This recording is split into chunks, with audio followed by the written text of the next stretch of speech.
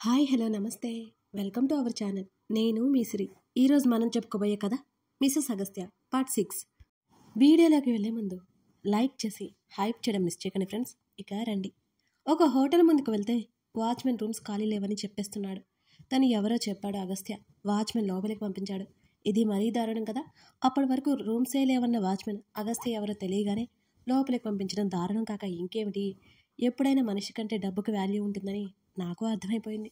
రిసెప్షన్లో కూడా రూమ్స్ ఖాళీ లేవు అనే చెప్పారు. ఒక్కటైనా ఉంటే చూడండి, అడ్జస్ట్ అయిపోదాము అని అడిగాడు అగస్త్య. ఏమనుకుంటున్నాడు ఇతను? ఇలాంటి టైంలో కూడా అలా అడుగుతాడేంటి? రిక్వెస్ట్ చేయాలని తెలీదా? అయినా మేమిద్దరం ఒకటే రూమ్లో ఎలా ఉండాలి? అస్సలు కుదరదు. నేను అలా అనుకుంటుండగా అదే విషయం చెప్పాలని నేను నోరు తెరిచేలోపే ఎవరికో ఫోన్ చేసి మా వైపు చూసింది రిసెప్షనిస్ట్. సార్, లాస్ట్ ఫ్లోర్లో ఒక రూమ్ ఖాళీ ఉంది. ఆల్రెడీ అది బుక్ అయింది, కానీ వాళ్ళు ఎవరూ లేరు. మీరు బిల్ పే చేసి వెళ్ళండి అని అంది ఆవిడ. సార్, ఒకటే రూమా? నేను ఒప్పుకోను అని చిన్నగా అగస్త్య చెవిలో చెప్పాను నేను. నా వైపు సీరియస్గా లుక్స్ విసిరి బిల్ పే చేసి లిఫ్ట్ వైపుకు నడిచాడు. అప్పటికే నా డ్రెస్ సగం తడిచి కాదు, పూర్తిగానే తడిచిపోయింది.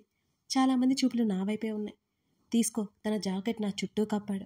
అది కూడా ఫుల్గా తడిచిపోయింది. ఒకవైపు నీళ్లు కారుతోంది. కమ్. అందరి వైపు సీరియస్గా చూస్తూ నా చేతిని పట్టుకుని తీసుకువెళ్ళాడు తను. కాదు, లాక్కెళ్ళాడంటే బాగుంటుందేమో. ఇద్దరం లిఫ్ట్లోకి వెళ్ళాం. తను నా వైపు అస్సలు చూడట్లేదు. ముఖం ముచ్చుగా పెట్టి మరోవైపుకు తిరిగాడు అతను. ఇప్పుడు నేనేం చేశానని అనుకుంటూ అడిగేద్దామనుకునే లోపే లిఫ్ట్ డోరు తెరుచుకుంది. లాస్ట్ ఫ్లోర్కి వెళ్ళి చివర ఎవరున్నా రూమ్ వైపుకు నడిచాం. లాక్ ఓపెన్ చేశాడు తను. నాకైతే లోపల పిచ్చ భయమేస్తుంది. ఒకే రూమ్లో ఒక అమ్మాయి, ఒక అబ్బాయి ఎలా ఉండగలరు అసలు? లోపలికి వెళ్ళగానే తలుపేసేశాడు. ఏం చేయాలో తెలియక బిక్కమొహం వేసుకుని నిలబడ్డాను. రూమ్ అంతా ఒకసారి చూసి కబోర్డ్స్ దగ్గరికి వెళ్ళాను. అవి ఓపెన్ చేయగానే టవల్, బెడ్షీట్స్ కనిపించాయి. టవల్ తీసి నా వైపుకి విసిరేశాడు. వెంటనే తేరుకుని అది టక్కున క్యాచ్ పట్టేసుకున్నాను. నా దగ్గరికి వచ్చి చేతిని ముందుకు చాపాడు. నేను అయోమయంగా అతని వైపే చూస్తుంటే జాకెట్ అన్నాడు. వెంటనే తీసిచ్చాను. దాన్ని గట్టిగా పిండేసి హ్యాంగర్కి తగిలించాడు. రూమ్ హీటర్ ఆన్ చేశాడు చలి వేయకుండా. అయినా చలే తగ్గలేదు. తల తుడుచుకుంటున్నాను. ఆ టవల్ చుట్టూ కప్పుకొని బెడ్ మీద చివరే కూర్చున్నాను. అదే బెడ్కి మధ్యలోకి ఎక్కాను అంటే నా తల్లి డ్రెస్ వల్ల బెడ్ అంతా పాడైపోయి నన్ను తిడతాడేమోనని భయంతో అలాగే బెడ్ చివరగా కూర్చున్నాను. నా ముందే తను షర్టు తీసేస్తుంటే బిక్కుబిక్కుమంటూ కూర్చున్నాను నేను. షర్ట్ తీసేసి అది పిండేసి హ్యాంగర్కి తగిలించాడు తను. నా వైపు ఒకసారి చూసి కబోర్డులో ఉన్న బెడ్షీట్ తీసి నా ముందు పడేసి టవల్ ఇవ్వు అని అన్నాడు. టవల్ తీసి బెడ్షీట్ చుట్టుకున్నా. రూమ్ కొంచెం వెచ్చగా మారింది, కానీ నా డ్రెస్ తడి వల్ల అది చల్లగా ఉంది. అక్కడ ఉన్న ల్యాండ్ ఫోన్తో రిసెప్షనిస్ట్కి కాల్ చేసి ఏదో మాట్లాడాడు తను. వావ్, నేను చాలా గ్రేట్. రిసెప్షనిస్ట్కి కాల్ చేశాడని కనిపెట్టేశాను కదా. అదే మాటతో అగస్త్యతో చెప్పేద్దామని ఆగిపోయాను. టవల్తో కిటికీల నుండి బయటకు చూస్తున్నాడు అతను. చూడకూడదు అనుకుంటూనే అతని వైపు చూశాను నేను. షర్టు లేకుండా ఉన్న తన్ని చూస్తుంటే నాకు సిగ్గేస్తుంది. తను వెనక్కి తిరుగుతున్నట్టుగా అనిపించడంతో దెబ్బకి తల తిప్పేసుకున్నాను నేను, అతను చూడకూడదు అనుకుంటూ. డోర్ బెల్ మోగుతుంటే తనే వెళ్ళి తలుపు తీసి వెయిటర్ ఇచ్చిన కవర్ తీసుకున్నాడు. ఒకసారి ఆ కవర్ లోపలికి చూసి వాట్ ద హెల్ అని అరిచాడు కోపంగా. తన అరుపుకి ఉలిక్కిపడి భయపడి చచ్చాను నేనైతే. పాపం ఆ వెయిటర్ ఇంకా భయపడిపోయాడు. ఏమైంది సార్ అని వెయిటర్ భయంగా అన్నాడు. ఏంటిది అని కోపంగా అడిగాడు అతను. సార్, మీరే కదా ఆర్డర్ చేశారు అని భయంగా చెప్పాడు అతను. నేను డ్రెస్ తీసుకురమ్మన్నాను, శారీ కాదు అని గట్టిగా అరిచాడు. సార్, కపుల్స్ కోసం, హనీమూన్కి వచ్చిన వారి కోసమే ఈ హోటల్ ఈ ప్లేస్లో స్టార్ట్ చేశారు. మా దగ్గర ఇలాంటివే ఉంటాయి అని నసిగాడు ఆ వ్యక్తి. ఇంకేం మాట్లాడకుండా వెయిటర్ ముఖం మీద తలుపేసేస్తాడు అగస్త్య. బలుపు అని తిట్టుకున్నా. నేను లోపలికి వచ్చిన తర్వాత తన ముఖం విసుగ్గా ఉంది మరింతగా. నా ముందు కవర్ విసిరేసి చేంజ్ చేసుకో అని అన్నాడు. ఎందుకు అంటూ ఆ కవర్లోకి తొంగి చూడగా చీర కనిపించింది. నాకు గుండె గుబేలుమంది. నేను చూసిన సినిమాలన్నీ నా కళ్ళ ముందు కదిలే. మా మధ్య ఏం జరుగుతుందో అని తెగ భయపడిపోయాను నేనైతే. నువ్వు నీ తిక్క ప్రశ్న, ఎందుకేంటి తడిచిపోయావు కదా, డ్రెస్ తెప్పించాను అని అన్నాడు ముఖం చిట్లించి చూస్తూ. నాకొద్దు అని టక్కుని చెప్పాను. ఎందుకు వద్దు అని సీరియస్గా అడిగాడు అగస్త్య. వద్దంటే వద్దు అంతే అన్నాను. కోపంగా ఒక అడుగు ముందుకు వేసి ఎందుకు వద్దు అని అంతే సీరియస్గా అడిగాడు అతను. నేను చాలా సినిమాల్లో సీరియల్స్లో చూశాను, ఈ చీరలు చాలా డేంజర్, అంతేకాకుండా నాకు చీర కట్టుకోవడం అస్సలు ఏమాత్రం రాదు సార్ అన్నాను బిక్కున తన్నే చూస్తూ. డౌట్ లేదు, డెఫినెట్గా పిచ్చే నీకంత సీన్ లేదులే కానీ నోరు మూసుకొని వెళ్ళి డ్రెస్ మార్చుకో. నీకు డ్రెస్ ఇవ్వడానికి రీజన్ తడి బట్టల్లో ఉంటే సిక్ అయ్యి లీవ్ తీసుకుంటావు, అప్పుడు నాకే కదా నష్టం అని అన్నాడు దుర్మార్గుడు. తన ఎక్స్ప్లెనేషన్కి షాక్ అయ్యి నోరు తెరిచాను నేను. నోర్ముయ్ చిరాగ్గా అన్నాడు. సార్ తిడుతున్నారు మీరు నన్ను అని అలకగా ముఖం పెట్టాను. నా వైపు అదోలా చూశాడు. గప్చుప్గా కవర్ పట్టుకుని అదే రూమ్లో ఉన్న చిన్న డ్రెస్సింగ్ రూమ్లోకి వెళ్ళిపోయాను నేను. నాకేమో చీరలు కట్టడం రాదాయే. అడపాదడపా ప్రయత్నం చేసి ఆ చీరని కట్టుకున్నాను. కాదు చుట్టుకున్నాను అంటే బాగుంటుందేమో, అలా ఉంది మరి నా పరిస్థితి. ఏం చేయగలను అంతకంటే. అగస్త్య ఎందుకు వెయిటర్ని తిట్టాడో నాకు అప్పుడు అర్థమైంది. ఎరుపు నలుపు రంగు కలిసిన పలచని చీరది. స్లీవ్లెస్ బ్లౌజ్లో చలికి వణికిపోతున్నాను నేను. ఇంకా చీర భుజాల చుట్టూ కప్పుకొని బయటకు వచ్చేసాను అక్కడి నుంచి. అప్పటికే డిన్నర్ తెప్పించాడు అగస్త్య. కూర్చో అన్నాడు సోఫా చూపిస్తూ. తనతో పాటు కూర్చోవడం మొహమాటంగానే అనిపించింది నాకు. సీరియస్గా చూడడంతో దెబ్బకి కూర్చున్నాను నేను. తన పాటికి తను వడ్డించుకొని తింటున్నాడు. నేను ఆ ప్లాస్టిక్ టైప్లో పెట్టేసుకుని తింటున్నాను. తింటున్నంతసేపు ఏం మాట్లాడలేదు. కనీసం నా వైపు కూడా అతను చూడలేదు. బయట భారీ వర్షంగా ఉంది. భోజనం చేసి హ్యాండ్ వాష్ చేసుకుని వచ్చాను. కిటికీలు తెరిచి ఉన్నాయి. చల్లటి గాలి వస్తుంది. భుజం చుట్టూ కప్పుకున్న చీర ఒకవైపుకు వచ్చేసింది. నిజానికి అది ట్రాన్స్పరెంట్ శారీ. చాలా ఇబ్బందిగా అనిపిస్తుంది. అగస్త్య ముందు తిరగాలి అంటే చాలా చాలా కష్టంగా ఉంది. సార్ విండోస్ క్లోజ్ చేయమంటారా అని అడిగాను ఒకవైపు చలికి వణికిపోతూ. ఓకే. బెడ్ మీద కూర్చొని అతను ఫోన్ పట్టుకున్నాడు. గాలి విపరీతంగా వీస్తోంది. దానివల్ల కిటికీ రెక్కలు టపటపా కొట్టుకుంటున్నాయి. మరోవైపు ఉరుములు మెరుపులు అదే పనిగా వస్తున్నాయి. ఉరిమినప్పుడల్లా పిచ్చ భయం వేస్తుంది నాకు. అంత భయంకరమైన శబ్దాలు వస్తున్నాయి. ఎప్పుడు మా డాడీ వర్షంలో ధైర్యం చెబుతున్నట్టు దగ్గరగా ఉండేవారు. అంత భయం నాకు వర్షం అంటే.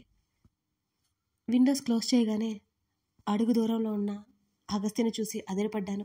ఒక్కసారిగా గుండె ఆగినంత పనైంది నాకు. వెన్ను తట్టుకున్నాను నేను. మెల్లిగా తను నా దగ్గరకు వస్తుంటే భయంతో బిక్కచిచ్చిపోయాను. నా చేతిని పట్టుకోవడానికి అన్నట్టు చెయ్యి నా వైపుకు పెడుతుంటే తనని భయంగా చూశాను.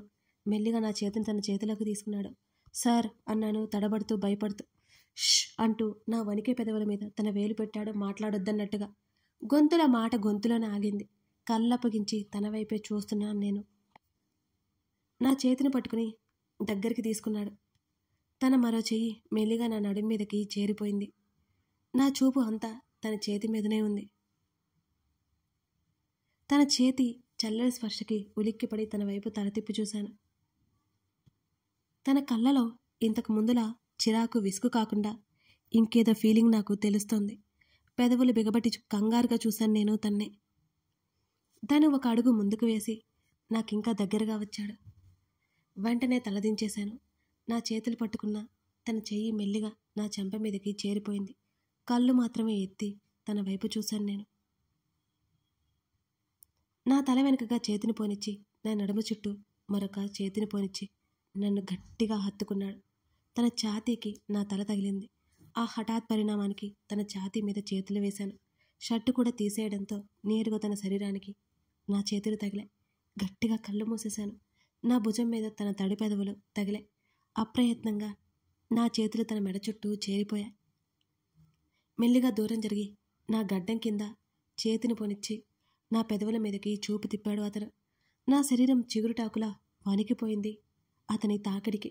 నా పెదవులకి తన పెదవులకి మధ్య కేవలం గాలి చొరబడేంత దూరం మాత్రమే ఉంది.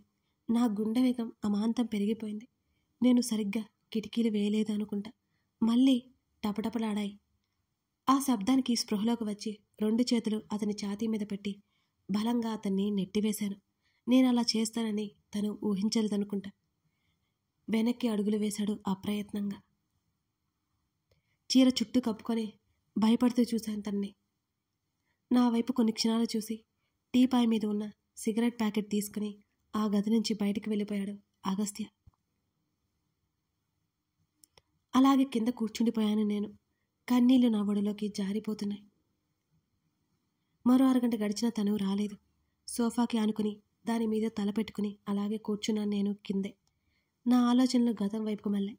డాడీకి యాక్సిడెంట్ అవ్వకముందు నాకు అగస్త్యకి పెళ్లి చేయాలని మా కుటుంబం వాళ్ళ కుటుంబం అనుకుంది.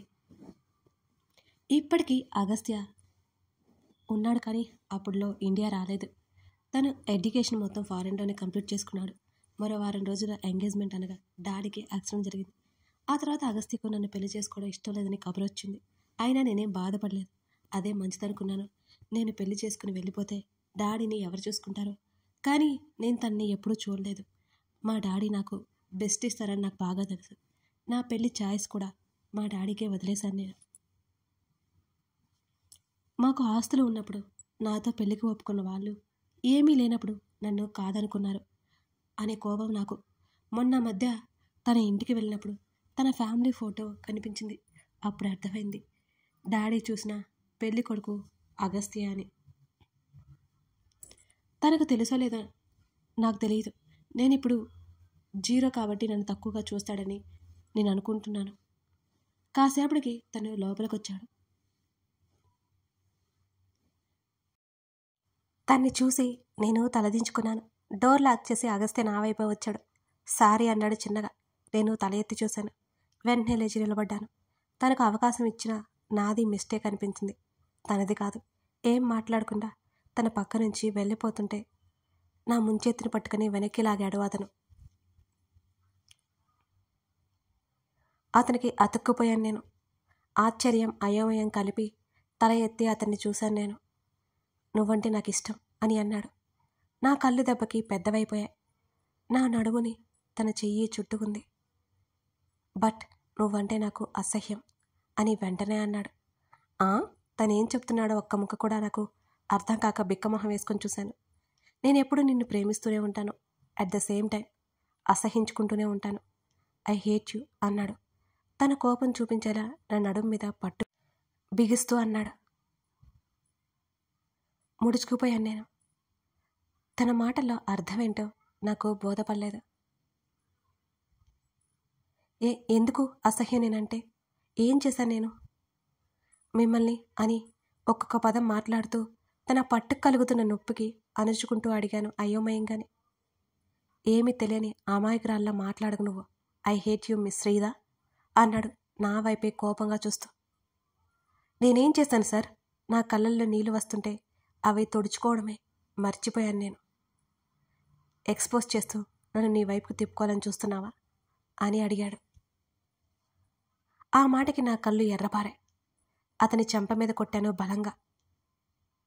ఏం మాట్లాడుతున్నారు మీరు? అర్థమవుతుందా? ఎలా కనిపిస్తున్నాను మీకు? ఈ వర్షం, ఈ గది, ఈ చీర, వీటన్నిటికీ కారణం నేనా? ఎలా అనగలుగుతున్నారు అలా? మిస్టర్ అగస్త్య చక్రవర్తి, ఛీ, అంత చీప్గా కనబడుతున్నానా నేను? నీ అంత ఆస్తి హోదా లేవు అని కదా ఇలా నా గురించి మాట్లాడుతున్నావు? నువ్వు చూసావా ఏ రోజైనా నేను అలా ప్రవర్తించడం? నువ్వు చూసావా? నా పని ఏదో నేను చేసుకుంటూ నా పాటికి నేను ఉంటాను. నువ్వే నన్ను ప్రతిసారి పిలిచి విసిగించి ఇబ్బంది పడతావు. అగ్రిమెంట్ మీద సైన్ చేశాను కదా అని మౌనంగా ఉన్నాను. లేకపోతే ఎప్పుడో జాబ్ మానేసి వెళ్ళిపోయేదాన్ని.